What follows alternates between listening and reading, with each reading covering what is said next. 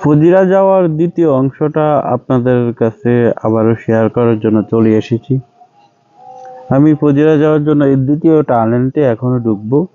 আপনারা দেখতেছেন সামনে ওই দূরে দেখা যাচ্ছে।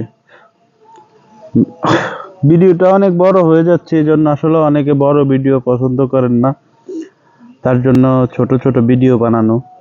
ভিডিওটা টোটাল 11 মিনিট হয়ে গেছিল, তার জন্য আমি এটাকে কেটে কেটে 2 মিনিট করে ভাগ করে আলাদা আলাদা টানেলের আলাদা আলাদা ভিডিও করছি। এটা অনেক ছোট একটা টানেল, সামনে আছে এই জায়গাতে 2টা টানেল একসাথে করছি। এটা অনেক ছোট টানেল, অত্যাধুনিক কাজ। দেখেন আপনারা, মানে কি বলবো আপনাদেরকে, এত সুন্দর, এত দৃশ্যমান, কত সুন্দর একটা টানেল বানাইলো। এটা বড় একটা টানেল, এটার ভিতরে ঢুকতেছি। দেখেন এটার স্পিড লিমিট দেওয়া আছে, 100 স্পিড লিমিট দেওয়া আছে। 100 এর ভিতরে চালাইতে হবে, 100 উপরে যাওয়া যাবে না।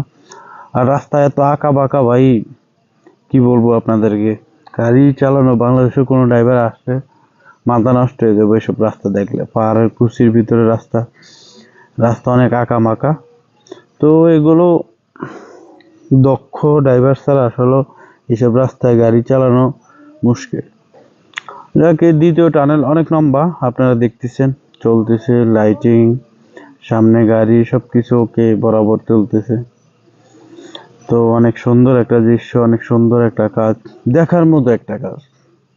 এটা যে ইঞ্জিনিয়ার করছে আসলে সে অত্যন্ত অসাধারণ একটা মানুষ। টানেলটা আসলে শেষ পর্যায়ে চলে আসছি আমরা, হয়তোবা সামনে দেখা যাচ্ছে। হ্যাঁ, শেষ পর্যায়ে চলে আসছি, দেখতেছেন অনেক সুন্দর একটা টানেল। তো আজকে এই ভিডিও পর্যন্ত, আগামী ভিডিও দেখা হবে ইনশাল্লাহ।